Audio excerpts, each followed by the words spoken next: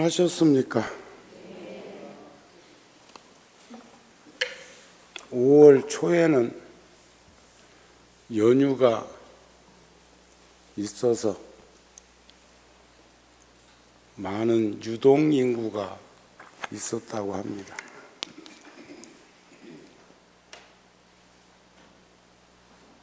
참 우리들은 물질의 풍요에 노출되어서 살아온 지도 벌써 한 40년 이상은 된 듯 싶고, 지난 어릴 적을 떠올려 보면 또 지구에서 수없는 재난이 일어나는 걸 보면 우리도 불과 1년 전에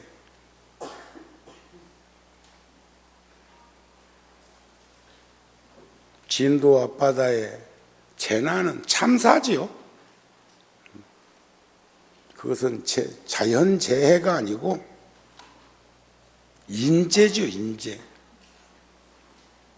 그러고 난 이후에 달라진 모습이 하나 목격되는 것은 가족의 소중함을 바라보게 되었다는 것, 가족 단위로 어딘가 함께 공유하고 싶다는 마음들을 행동으로 옮기고 있다는 것, 공항이 날마다 인산인해래요. 저는 며칠 전에 해인사 방장 스님 추대식에 해인 승가대학 총동문회 회장으로 축사를 부탁받고 댕겨왔습니다. 어제는 청도 운문사에 흥륜 스님이 입적해서 오늘이 발인인데, 오늘 아마 통도사에 노 스님이 열반하셨다면 오늘 법표는 다른 스님께 부탁하고도 거기 있었겠지 싶은 생각을 하면서 어제 상당히 긴 시간 청도 운문사까지 길이 막혀서 댕겨서 또 오다가 군종교구에서 인연 맺었던 그 부대장의 친동생이 생을 마감해서 저녁에 상갓집에 가서 무상개송을 전해드리고, 그리고 늦은 시간에 구룡사로 돌아왔습니다. 그 흥륜 스님이라는 비구니 스님은 운문사에서 40년 이상 후학들을 가르치면서 계셨던 스님인데 비구니 스님이에요.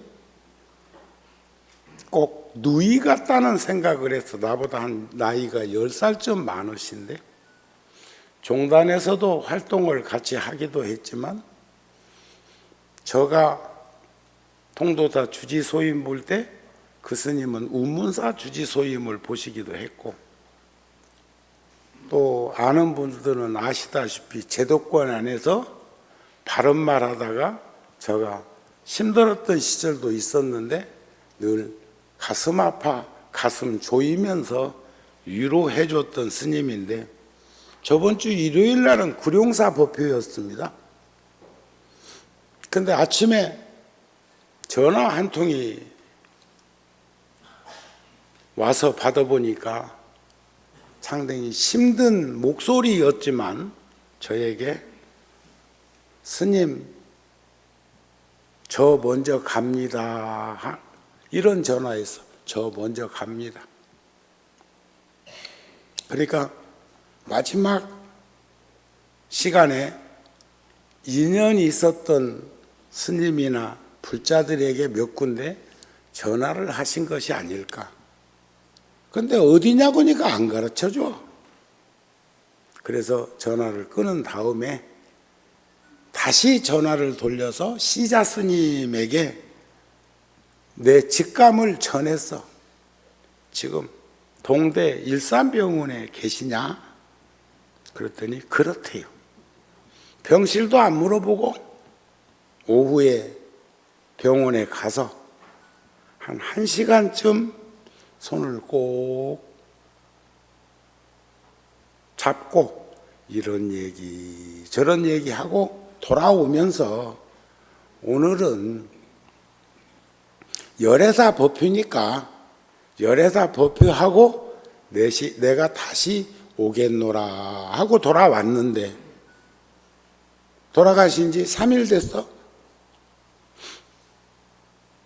그런데 평생 동안 근검 전략하고 검소한 출가자의 모습을 잊지 않고 살았던 스님께서 도반, 선배, 후배 스님들이 몇 년 동안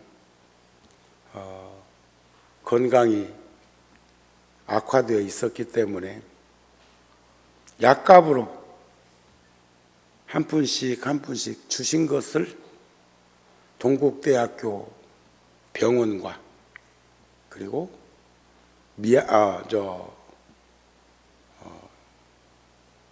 미얀마 오지에 학교를 짓는 곳에다가 다 내놓고 화환도 사절, 부의금도 사절, 장례비까지 그러니까 다 많지는 않지만 사중에다 내놓고 가셨다고 그래요. 부처님은 그런 말씀 하셨거든요. 아란존자가 저쪽에 끝에 서 계신 스님이 아란존자입니다.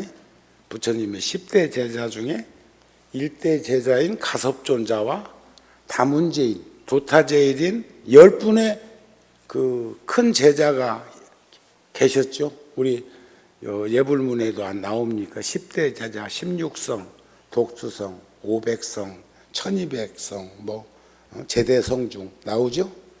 그 중에 이제 상징적으로 제가 법을 전해 받은 가섭과 부처님의 경전을 절해 주어서 서사한 아란을 제가 저기 부처님 가까이에 문수 보현처럼 모셨죠. 부처님이 열반하시면 어찌하오리까 하고 장례 절차와 문제를 걱정하니까 부처님께서 하시는 말씀이 출가자들은 걱정하지 말아라. 불자들이 다 알아서 해줄 것이니 출가한 머리 깎은 사람은 장례 절차, 장례에 들어갈 돈 걱정 이런 것 하지 말아라. 부처님 그러셨어요. 열반하시면서. 저도 걱정 안 해도 되겠죠? 있는 대로 다 쓰겠습니다.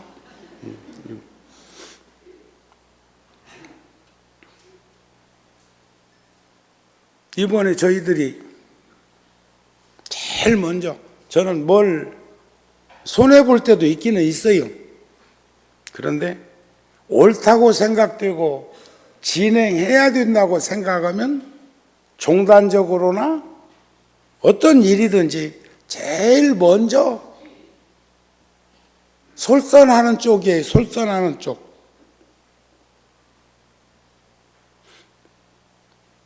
네팔 이번에도 네팔에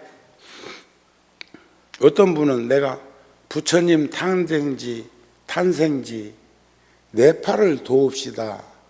그러니까 뵐 수 없다는 생각을 가지는 것 같아. 뵐 수 없다는 생각.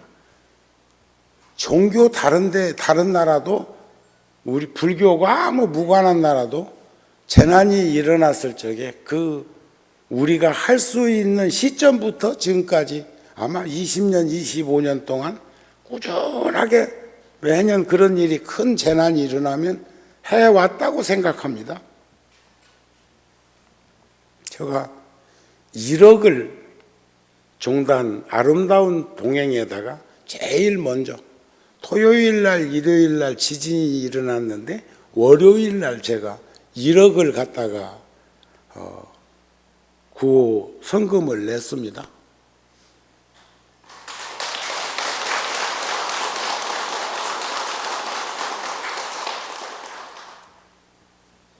그리고 얼마나 많으면 얼마나 많길래 대다수가 그런 의구심을 가지는 것 같아. 나는 어미우렁이다. 어미우렁. 우렁알 뱃속에서 부화될 때 어미살 뜯어먹고 거기서 큰다. 그러다가 지 몸의 구색이 갖춰주면 어미우렁 속에서 자유다 하고 나온다. 한 마리, 두 마리, 10마리, 100마리 나오고 나면 어미우렁은 빈 껍질 물에 둥둥 떠 있어. 황새가 알 빼먹은 게 아니요. 우렁 새끼가 우렁 어미 몸속에서 부화돼서 성장하는 과정 속에서 어미 몸을 영양소로 삼아서 지내다가 나왔다 그 말이에요. 그러면서 저는 제 스스로에게 묻습니다. 1억, 1,000만 원도 큰 돈이야. 근데 그 1억이라고 하는 돈을 10,000명에게 구호물자를 전한다고 가정을 하면 10,000원치씩 한 10,000가정에다가 전해준다면 10,000원 정도를 물건이나 이런 걸 사가지고 전해줄 수 있는 거죠. 한 10만 명에게 도움을 주겠다고 생각하면 1,000원 정도를 전달할 수 있는 거죠. 이걸 다시 순관으로 생각하면 10,000원씩만 불자들이 모아주면 10,000명이면 1억이라는 그런 큰 돈을 만들 수 있고, 모으고 나누고 모으고 나누기를 수없이 반복해야 하는 것이 바람일이 아니겠는가. 이것을 액수로 1,000이니 만이니 10만이니 1억을 10만 원씩 모으는 이들은 1,000명만 있으면 되는데 나눠주려면 10,000원씩 나눠준다면 10,000명에게 나눠줄 수 있는 그런 성금이죠. 절대로 있다고만 할 수 있는 일은 아니고, 저는 동아일보에서 어찌 알고 기자가 묻길래 부처님 법으로 먹고 사는 이가 앞장서야지요. 그냥 자탄의 소리처럼 토설했는데 그걸 기사로 써버렸대. 근데 그러고 나서 뒤돌아 생각해 보니까 사실이요. 정우 스님이 50년 전에 출가해서 가난하고 힘든 그 시절에 출가를 해서 여러분들하고 함께 어울림을 가지면서 살 수 있었던 건 부처님 법의 가르침 속에서 이루어진 거 아닌가요? 그렇지 않습니까?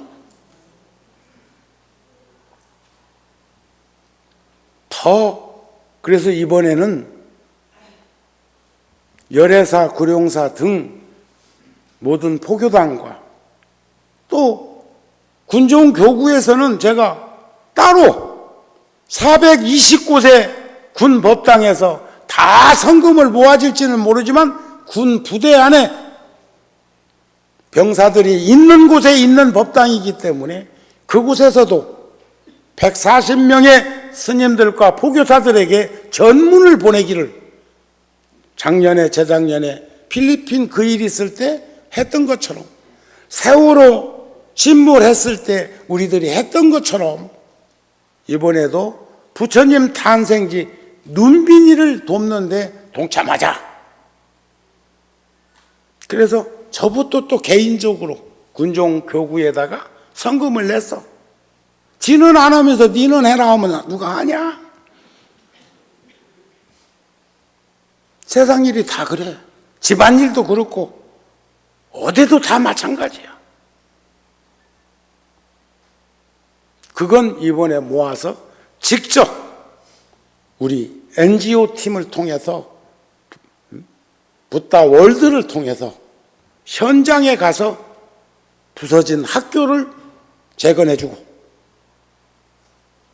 또 엄청난 난민들에게 도움이 될 수 있는 일을 찾아서 직접 현장에서 집행하겠습니다. 지금 국경, 네팔 국경과 공항에는 구호 물품이 정발산만큼 쌓여있대요. 통관이 안 된다네. 세금 내라고 한다네. 이런 일이 있을 수가. 이런 일이. 일단 우선 배고픔, 굶주림과 헐벗음과 추위를 해결해 줘야 되는 거 아닌가요?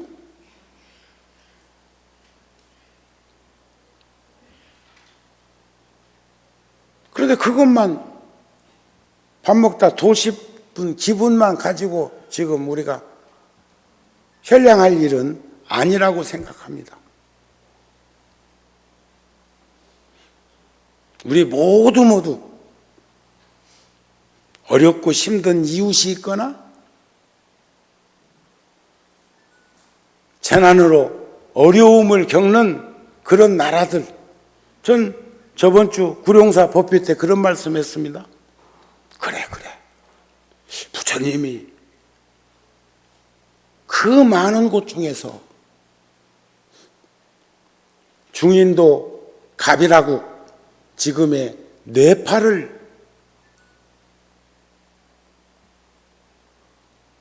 환생지로 정한 연유가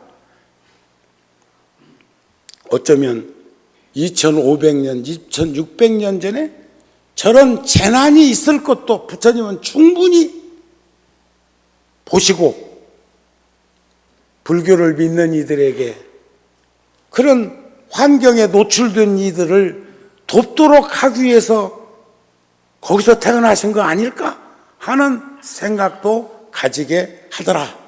그런 말씀입니다. 저는 어제 아침 조간신문을 보다가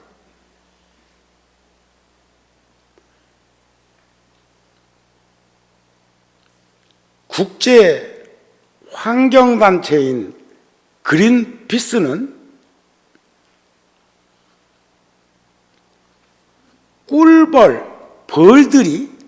벌들이 꽃가루를 옮겨줘 가지고 열매를 맺게 하는 가치를 330조 1억도 큰데 1억, 10억, 100억, 1000억 조.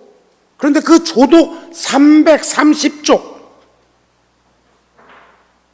그래서 소, 돼지 다음으로 꿀벌이 하고 있는 부가가치가 세 번째로 유럽이나 이런 선진국에서 벌어지고 있는 일들이 크다. 이렇게 평가를 했더라고요. 그래서 그 전에 신문에도 보니까 뉴욕이나 일본 이런 데서도 옥상에다가 벌을 키우고 채전밭들 꽃밭을 가꾸고 뭐 이런 것들을 한다 소리 들었는데 우리나라도 그렇다네. 남산, 명동, 또 서초, 강동 뭐 이렇게 다양하게 인천에서는 어떤 고등학교에서는 송도고등학교인가 거기서는 막 벌을 엄청나게 그렇게 키운대요.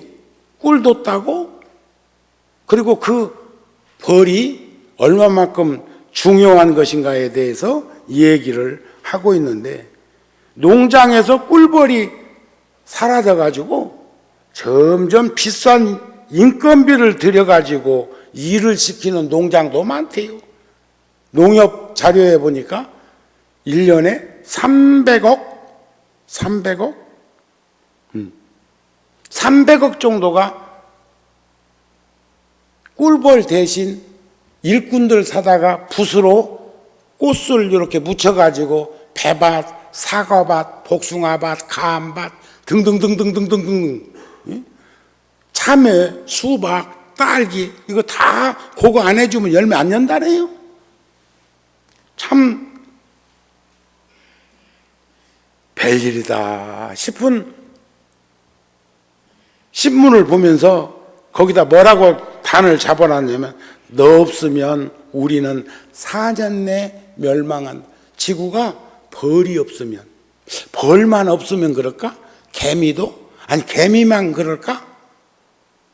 우리가 보세요. 비가 오고 눈이 오는 건 기압과 온도차에 의해서 벌어지고 있는 일들이죠. 맑고 깨끗한 물이 증유수인데 증유수에 물고기 못 사시죠? 제가 통도사 소인 볼 때 원로 스님들이랑 본사 주지들이 금강산 한번 그 참배하자 해가지고 거기를 이제, 저는 배 타고는 안 갔어요. 배 타고는 앞으로도 배 타고 비행기 타고는 갈 생각이 없어. 육로로 평양 가려면 판문점을 경유해서 문산 파주를 경유해서 갈 수 있을 때 나는 갈 거예요. 그러려면 이제 통일돼야 되겠지? 아니면 내가 더 높아지든지. 그 전에 금강산 관광 배 타고 가서 배에서 자고 저 공해상으로 가가지고, 그죠? 그때는 안 갔어. 그랬는데 육로로 간다고 해서 이제 그때 갔는데, 가니까 금강산에는 물고기 한 마리도 없대. 그래서 정우 스님이 얼마나 속됐는가 보시오. 아이고, 얼마나 가난하고 배고팠으면 금강산에 있는 물고기까지 다 잡아먹었을까? 물고기가 없으니까 또 새도 없네, 다람쥐도 없네.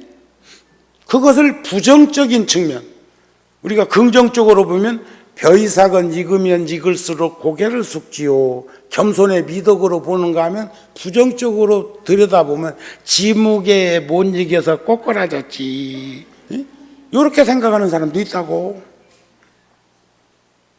그런데 통도사에 저는 뵙지는 못했지만 65년도에 열반하셨기 때문에 뵙지는 못했지만, 일제 때 중소도시에다가 38곳에 포교당을 세우고 동국대학교를 세우시고 거기에 중심이었고, 또 많은 해동고등학교라든지 보강 중고등학교라든지 이런 일들을 많이 하셨던 구하 노스님이 계시는데, 그 스님의 금강산 관상기라는 책을 보다 보니까 역시 어른의 시각과 안목은 다르더라고요. 얼마나 물이 맑고 깨끗하면 고기가 살 수 없었을까? 이렇게 표현하셔서, 나는 다 잡아먹어서, 배고파서 잡아먹어서 물고기가 없다고 생각을 했는데, 이 속물은 나이가 같은 또래의 구하노사는 너무 맑고 깨끗해서, 금강산은 깨끗한 그런 환경, 이런 것들을 노래하셨더라고요. 글로 남기셨어. 그런데 보세요.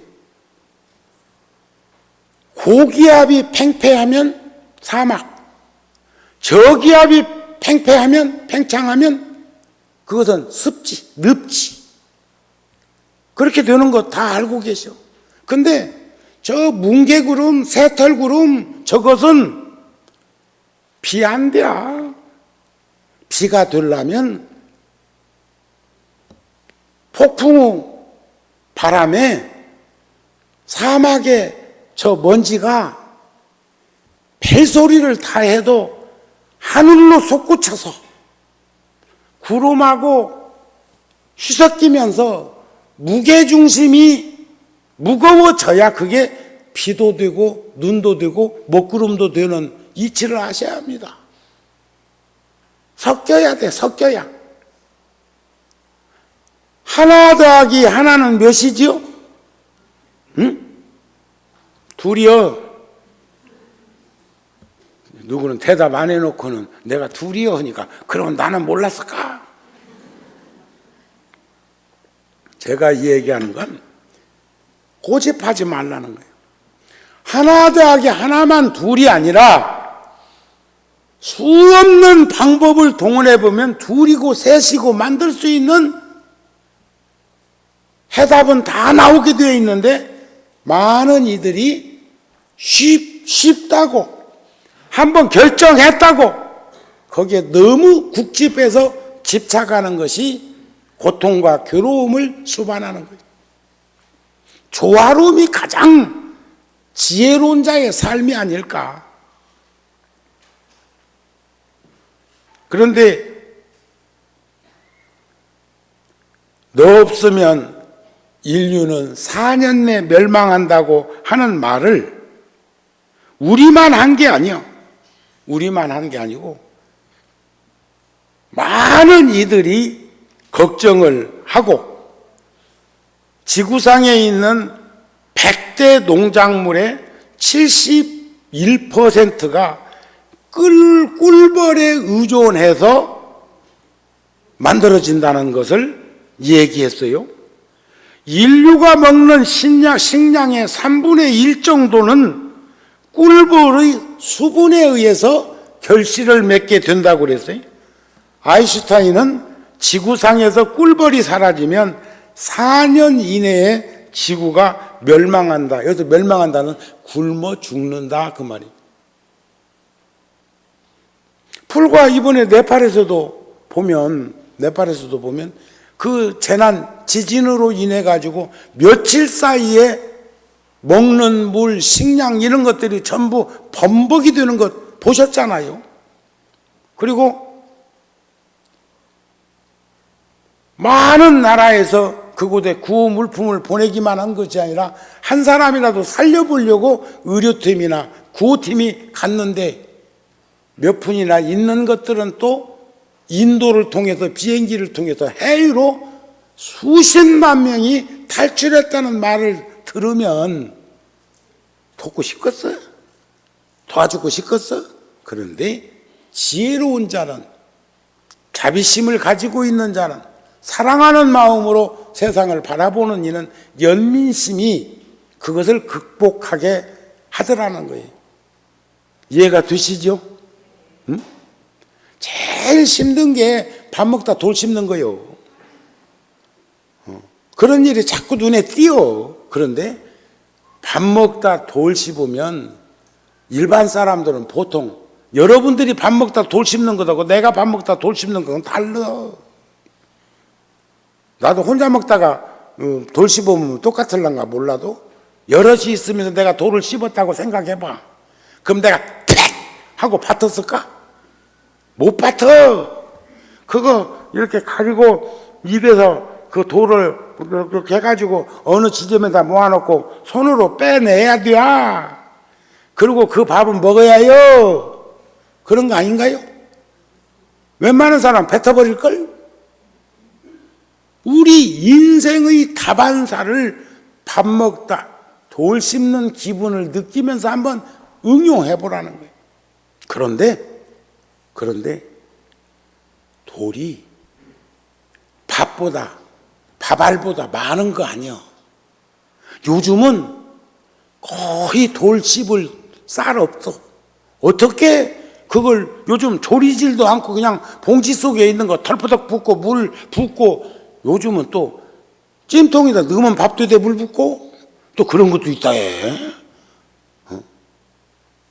아예 도시락처럼 딱 만들어져 가지고 그냥 그건 깊이면 밥이라며. 아이고. 그런데 거의 돌 씹을 일은 없는데도 어쩌다가 1년에 한 번이라도 돌을 씹으면 돌 씹은 그 상한 기분을 너무 험하게 노출해 가지고 횡포를 부리는 일들도 안 있습니까? 그것을 점점점점이 소멸시켜가는 것이 바로 수행이고 그렇겠지요. 그래서 우리들은 한 번 더 살펴볼 수 있는 그런 것을 사제 8정도 12연기 등속으로 얘기를 하고 육바라밀의 보살도를 실천하는 덕목으로 드러내는 말씀들도 많이 합니다.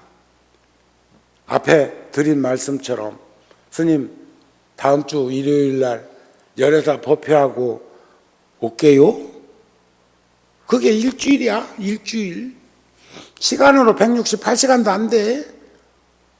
저번 주 일요일 날은 오후에 갔는데 저녁 때 갔는데 오늘은 가까워서 내가 돌아가야 되니까 점심 먹고 바로 가면 그 시간도 안 걸렸을 거예요.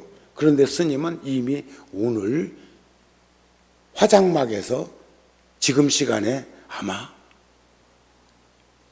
장작더미 위에서 생을 마지막 보여줄 거라 이런 말씀이죠. 그러면서 불현듯 그런 생각이 나. 부처님이 어느 날 제자들에게 묻습니다. 인생이란 얼마라고 생각하느냐? 한 제자가 몇 달 만에 보니까 누가 세상 떠났다고 하니까 그게 떠올라서 인생은 몇 달입니다. 인생은 며칠입니다. 인생은 몇 시간에 달렸습니다. 하니까 부처님이 전부 그런 대답을 아직도 멀었다 그랬어요. 근데 한 제자가 있다가 인생은 호흡 하나에 있습니다. 그래. 호흡 하나. 들숨 날숨으로 우리가 생을 살아가고 있는데 호흡 하나에 인생이 있다고 하니까 부처님이 그러느니라 그래. 여러분들 우리 일생에 숨은 몇 번이나 쉬요? 요즘 기계 좋은데 한번 두들겨 봤어? 몇 박수를 재듯이 평균치를 내면 나올 건데. 자, 그러면 반복해서 우리 네코트판 전촉반 줄이 몇 줄이요? 한 줄? 그래요. 한 줄이요. 숨도 하나요. 처음에 태중에서 나와서 탯줄이 잘려지면서 배로 숨을 쉴 때 들숨을 쉬면 그때부터 숨을 마감할 때까지 들숨 날숨을 전촉반 돌아가듯이 한 줄로 돌아가는 거예요. 호흡은 하나에 있는 거예요. 아니면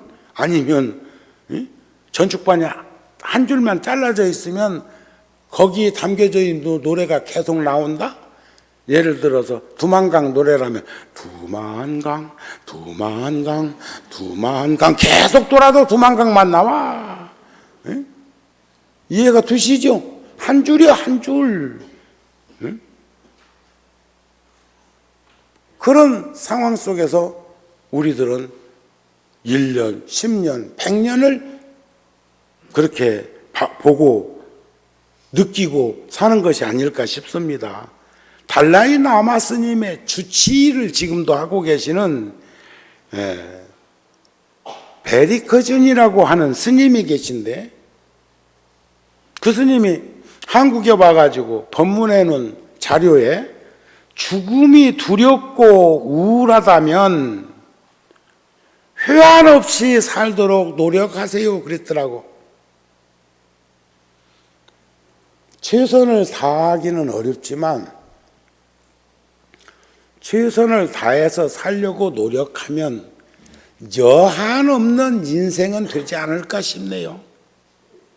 살아온 시간 되돌아보면 늘상 아쉽고 미진하고 부족해.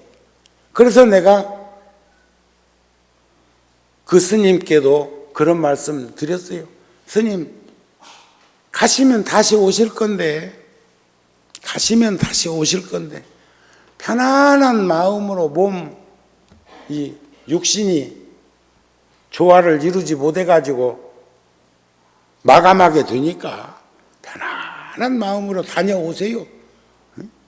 오늘 또 구룡사에서 나오는데 어떤 불자가 스님 어디 가세요? 그래. 오늘은 열애사. 그러니까 그 불자는 대답이 뭐라고 했을까? 여기도 이제 한 식구 돼가는가 봐. 근데 그분 자주 본 분도 아니요. 그런데 그냥 자연스럽게 그분 배어있는 생각이 팍 나오는 게 스님 다녀오세요 하고 인사를 하더라 이게요. 근데 열애사는 그렇게 그 말 나오기가 쉽지 않아요. 왜냐하면 내가 여기서 안 산다고 생각하니까. 그렇잖아요? 부잣집 맏며느리 대답 잘하네. 구룡사는 내가 어디를 가든지, 구룡사는 내가 어디에 있든지 구룡사에 있다고 생각을 하는데, 그러니까 승속간에 다 다녀오세요야. 다녀오세요. 내가 머리를 뉘우는 장소가 구룡사라 그럴 거라는 생각은 해봐. 그러니까 거기 사는 직원이나 누가 스님이나 이런 이들이 자주 오는 이가 그렇게 했다면 그냥 쉽게 넘어갈 수 있는데, 자주 뵈는 이도 아닌데도 그분 마음속에는 나의 존재는 구룡사에 있는 거예요. 그러면 오늘 또 여러 불자들이 뭐라고 할까? 하니까 다녀오세요. 이렇게 여기도 했다 소리 들어보니까 내 존재가 여기에도 어지간히는 있는가벼. 근데 다 이 얘기하는 것 같지는 않냐.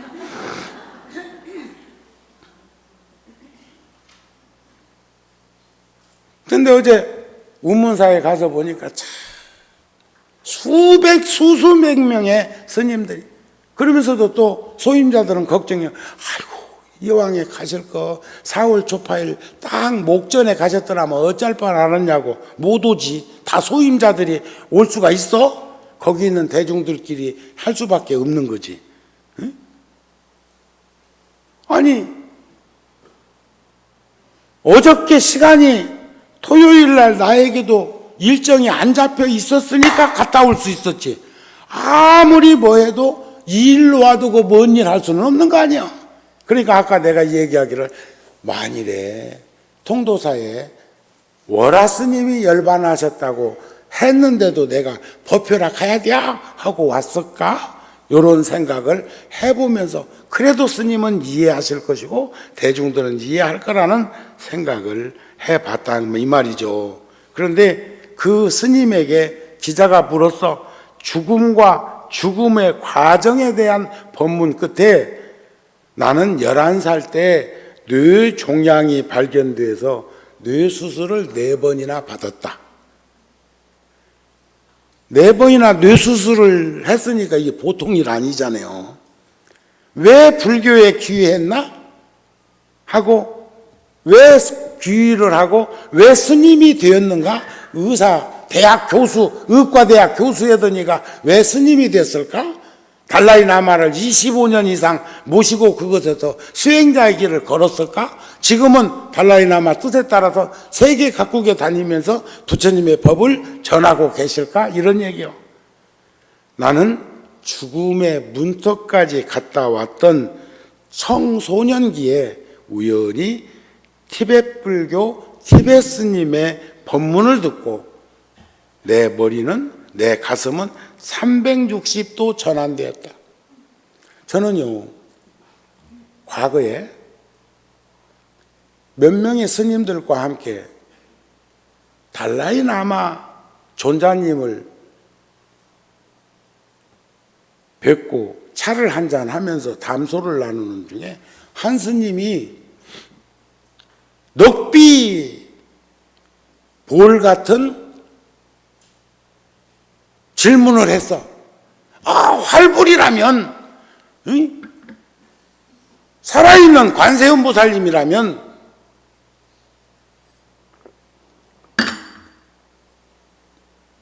티베트가 망하게 그렇게 방치했냐? 이런 식의 질문이었어.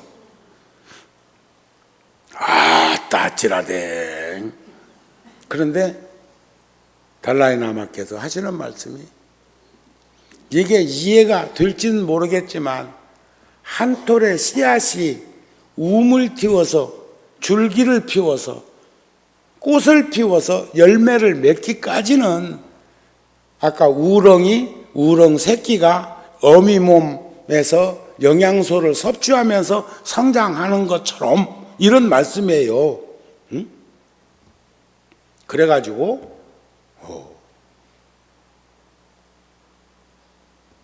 티벳이 망함으로 해서 티벳의 스님들과 티벳 사람들이 세계 각국으로 수수 10만 명이 20만 30만 수수 10만 명이 헤아릴 수 없을 만큼 그 많은 이들이 세계 각국으로 나아가서, 티벳이 망하지 않았으면 티벳은 서쪽에 감춰질 서쪽에 감춰진 나라로 그냥 자기들끼리 그렇게, 여러분들 염주 중에 누가 율무 염주 갖고 있는 분, 손들어. 율무 염주. 그 율무 염주는 1000년 있다가 땅속에 심어도 순이 나와. 1000년 있다가, 그래서 제가요 10대 때 도를 이룰 기라고 통도사에서 나와갖고 10대 때 여기다 108염주 목에 걸고 어른 스님들이 쓰시던 지팡이 하나 어린 것이 짓고, 소나무 뿌리에서 이 송락이라고 그럽니다. 그걸로 해서 모자를 만들어 가지고 하나 뒤집어 쓰고 저 지리산 노고단 쪽으로 갔었는가 봐. 그때가 18, 19. 그러면 이 108염주는 내가 거기서 쭉 정진하다가 그대로 산화되면 그전에는 도로도로 산에 가다 보면 율무 이렇게 소복하게 떨어져서 산에, 율무가 그냥 산에 가면 대나무 그 오죽 같은 그런 대나무가 한 뭉치 이렇게 거기 이 대나무가 있을 것 같지 않은 곳에 있는 것처럼 율무 무더기가 하나씩 있었다고 그럽니다. 그게 수백 년 전에 있었던 일일지는 모르지만 여기서 열매를 맺어도 또 떨어지고 또 떨어져 가지고 거기가 그냥 한 몇 평 정도가 그냥 율무밭으로 계속 존치된 것은 옛날에 듣기를 수행자가 거기에 앉아서 생을 마감해 가지고 다른 몸뚱아리는 다 분진에서 왔다가 분진으로 흩어져 버리고 율무만 났다가 열매 맺고 났다가 열매 맺고 떨어져 열매 맺고 이렇게 가지고 율무더미가 있었다는 말씀도 들었겠다. 그래서 나도 실행에 옮기려고 했는데 아이고 석 달도 못 있었어. 어떻게 저녁마다 가위 눌리고 무섭고 겁나고 두렵더니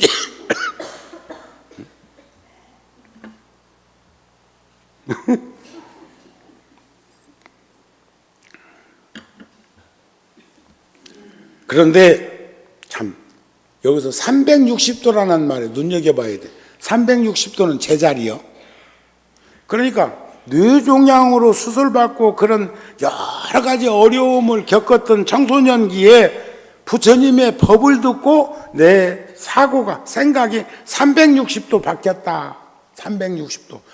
그런데 360도 바뀌었다고 그러는데 180도 바뀌었다면 나는 선과학, 흑백의 논리로 이해가 되겠는데 360도는 제자리다? 그런데 인생이 달라졌어. 부처님이나 보살이나 중생이나 모두가 시작은 똑같은데 부처님은 한 바퀴 돌아와가지고 중생들과 어울리는 자리라면 같은 자리는 아니죠. 그런 거 아닙니까? 그렇죠? 그러면 그렇다고 고개를 까딱까딱도 하고 그래 돌장성들만 앉아있나. 그런데 달라이 라마를 만났을 때 느낌을 저는 여기도 보살님, 여기 열애사도 여러분이 그 달라이 라마 법회에도 참석을 하고 했는데 달라이 라마하고 눈을 마주치고 달라이 라마가 앉아 계신 그 모습만 봐도 업장이 스스로 녹는 걸 체득해. 다리심에 빠져갖고 주저앉는 형국은 아닌데 몸에서 무거운 기운이 쏙쏙 빠지는 걸 느껴. 나는 여러 번 느꼈어. 매력 있는 수행자. 그리고 그분의 미소는 굉장해. 그리고 법문하면서도 아느니 눈에 띄면 아는 척을 또 해.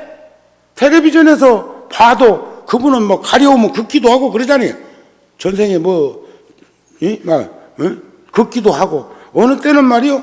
이번에 일본 도쿄에서 법문하실 때는 촬영하느라고 조명이 뭐니까 수건 갖고 이렇게 여기다가 딱 놓고 법문하신다. 내가 이러고 오면 지금 어쩌겠어?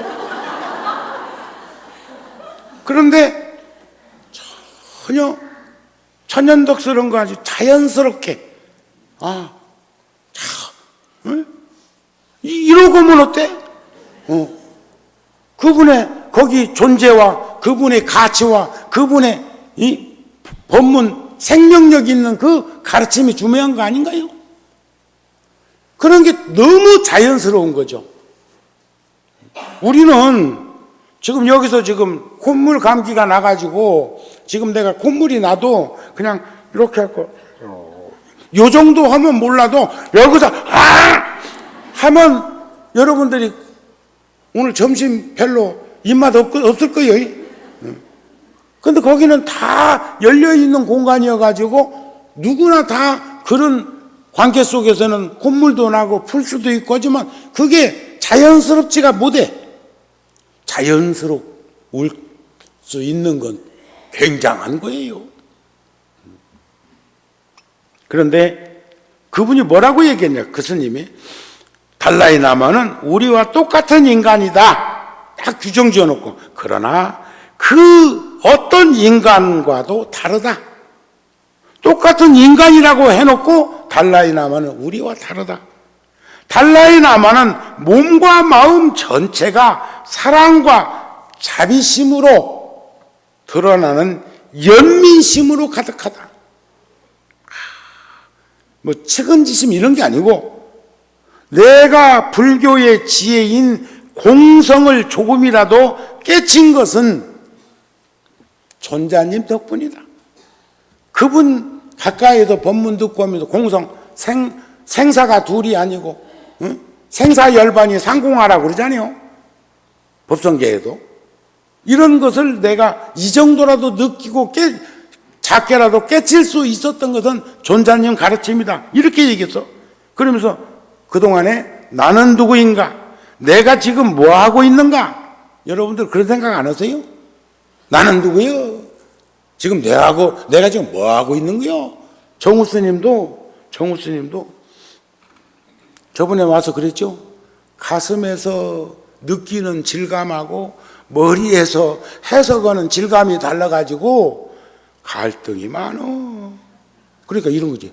이번에도 부처님 태어나신 나라 그런 재난으로 저렇게 어렵고 힘들고 그러는데 해가지고 그 작은 돈 아니에요.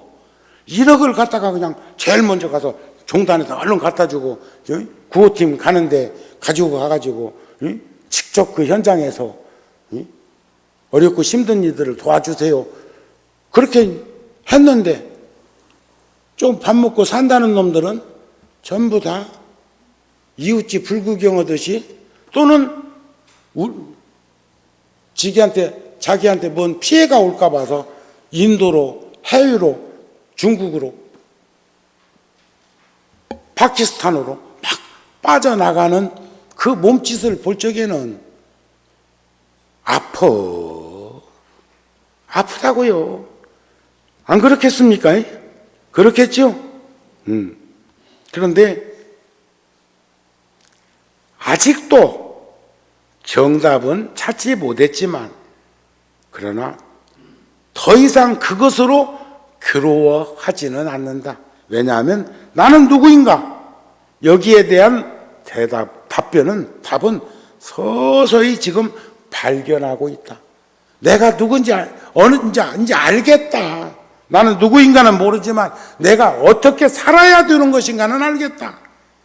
어항 속에 담겨져 있는 물고기가 자유다 하고 온 힘을 가지고 팍 어항 밖으로 뛰쳐나오면 그놈 생사는 그 집 주인한테 달려있다. 근데 그 주인이 그래도 방바닥에 떨어진 놈, 아이고 이놈이 튕겨나왔네 하고는 도로 갖다 넣어주면 살지만 그냥 방치하면 거기서 황천길이지 뭐. 새장에 갇힌 새 자유 찾아라 하고 열어주면 훈련되어 있지 않아가지고 먹이를 주는 것만 먹는데 숙련돼 가지고 나가가지고 먹이 못 찾으면 뻔히 물을 보고도 물인 줄 모르고, 아귀는 물을 불로 보고, 분화방은 불을 꽃으로 보고, 이래 다 죽고 굶어 죽고 그런 거지. 고통과 괴로움 겪는 거지. 그러나 내가 지금 뭐 하고 있는가에 대한 답은 확실하다. 그러면 어떻게 하면 편히 죽을 수 있는가? 참 죽음을 목전에 두고 있는 이들, 나는 언제 갈까? 언제쯤? 고생하면서 살았으니까 남 사는 것만큼은 살아야 될까? 그럼 살면 어떻게 살아야 하는데? 얼마나 더 살아야 되는데? 이거 생각해 봐야 됩니다. 우리는 결국 죽는다는 것은 알지만 그 사실을 자주 잊어버리고 삽니다. 그렇죠? 동의할 건 동의하세요. 언제 죽을지 모르기 때문에 더더욱이나 잊어버려. 설마가 사람 잡어. 그런데 설마 내한테 그런 일이 생기겠느냐? 그리고 뭔 일 생기면 다 그 짓을 했는데 내가 재수 없어서 걸린 걸로 생각하는 사람도 있다. 재수 없어갖고 교통순경한테 걸려도 다 거기를 지금 교통 위반하고 갔는데 왜 해필이면 나만 잡아 이래? 나도 딱지 띈 적 있어. 여기 우리 총무스님 진성스님은 딱지 잘 끊긴다. 그래서 내가 만날 때마다 얘기해. 부탁한다. 응? 그래, 얼마나 밟으면 그럴까?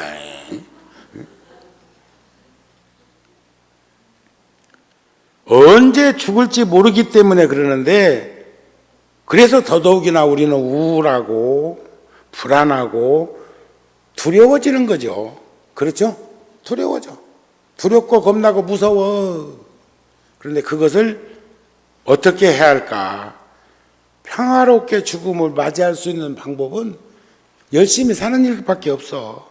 자비심을 키우고 늘 우리가 죽는다는 것을 염두에 둬야 된다.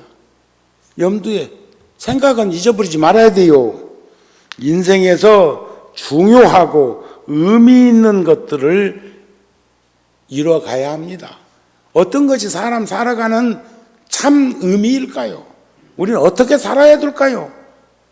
어른은 어른의 모습, 불자는 불자의 모습, 어머니는 어머니 모습, 남편은 남편의 모습, 자식은 자식의 모습, 서로가 지니고 있는 그런 일들이 있습니다.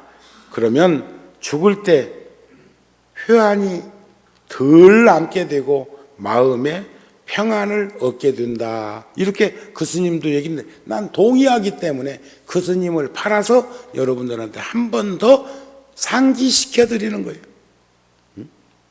아쉽고 미진하고 부족한 일 살다 보면 많어.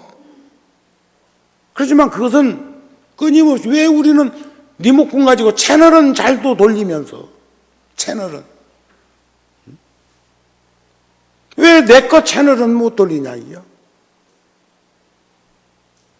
자동차 운전하고 가면서 라디오 방송 사이클 잘도 바꿔가면서 듣는데 어째서 내 사이클은 못 돌리냐 이겨. 재미없는 방송 시간 낭비하면서 안 보시죠? 채널 바꾸자니요. 내 리모컨으로 바꾸세요. 바꾸세요. 아셨습니까? 그분은 기자가 묻기를 불교와 의학, 불교와 철학, 불교와 과학 이런 걸로 많은 이들이 충돌하고 다투고 논란 속에 있는데 스님은 어땠습니까? 하고 묻는 것에 젊었을 때는 과학과 종교, 과학과 철학, 의학과 불교 이런 걸로 좀 다툼이 있을 때도 있었지만 나이가 들면서 점점 그것이 줄어들어서 현재는 거의 없다. 이 스님도 나이가 한 70 됐으니까 현대의학이 모든 걸 다 설명해 줄 수 없고 치료해 줄 수 없는 걸 보고 있다는 거죠. 정우 스님이 아까 말씀드린 것처럼 가슴에서 생각하는 것과 머리에서 생각하는 것이 조화를 이루어야 세상 살아가는데 큰 어려움이 없을 건데 그런 것들이 여의치 못하니까 천년 만년 아침에 일어날 땐 천년 만년 살 것처럼 일어나세요. 그냥 5분만 하지 말고. 아셨습니까? 집에서 그런 이들이 있지요. 응? 일어날 땐 힘차고 당당하게 일어나서 천년 만년 살 것처럼 길을 나서고 저녁에 집에 와 누울 땐 저 티베트 스님들이 하시는 것처럼 티베트 불자들이 하는 것처럼 아침에 일어나서 삼배 부처님 전에 불보살님 전에 저녁에 누울 때 마지막 또 삼배를 올리고 이부자리에 들어갈 수는 없나요? 살아있는데 가족들 감사할 수는 없나요? 있습니다. 그랬을 적에 우리들은 세상에 조화로운 삶이 싹트고 뿌리 내리고 꽃 피워질 거라는 마음을 잊어버리지 않았으면 합니다. 아시겠습니까? 끝으로 5월 16일 날입니다. 혼자 비례대표로 올라가지 말고 또 연세가 많은 불자들은 과욕 부리지 말고 스스로가 판단해서 거기에 충분히 동참해서 조화로움으로부터 피해주지 않을 것 같으면 우리 가족들 모두가 광화문으로도 모이고 우리 박스 있습니다. 불용사 열애사 우리 박스가 있어. 아마 알려줄 거예요. 소임자들이. 그리고 동대문에서 우리는 걸을 수 있는 분들은 동대문에서 제등행렬 구룡사 연애사 또 박스가 있어. 그쪽에서 같이 출발해서 우리가 동대문에서부터 그러니까 이제 동국대학교죠. 그러니까 거기서부터 광화문까지 그래서 거기에 세계 평화와 조국 통일을 발언하는 무차선 대회에 종정스님 법어도 있으시다고 하니까 함께 그렇게 동참할 수 있었으면 합니다. 그리고 세상을 살면은 세상을 살면서 이런 맛 저런 맛이 우리들 주변에서 끊임없이 돌출되기도 하지만 그러나 지혜로운 삶의 현장에서는 조건 없이 힘들고 어려운 이들을 위해서 십시일반으로 돕고, 또 제가 4월 초파일까지 여기 일정이 또 잡혀 있는지는 지금 모르겠어. 하도 오라는 데가 많아갖고. 그래서 만일에 못 오더라도 부처님 오신 날 잘 봉축 하시고, 또 여기 절이 97년도에 가건물에서 출발해가지고 지금 20년이 안 됐으니까 불교 믿은 지 20년밖에 안 된 이도 있을지 모르겠지만 과거에 인연 맺었던 절도 안 있어. 그러니까 거기도 이런 때 한 번씩 돌아보시고, 또 우리 가난한 시절에 저 촌에 있는 소풍 댕기던 절도 안 있어. 거기도 한 번씩 부처님 오신 날 이렇게 소액환으로라도 이렇게 마음을 한번 내주시면, 거기 꼭 등에다가 이름 써야만 저 부처님이 알고 그러는 거 아니잖아요. 그리고 열애사에서도, 구룡사에서도, 다른 포교당에서도 요즘 우리 붓다TV가 하루에 많이 접속자가 생길 때는 뭐 2만 명, 2만 5천 명도 되고, 보통 10,000명은 다 거의 넘더라고요. 10,000명.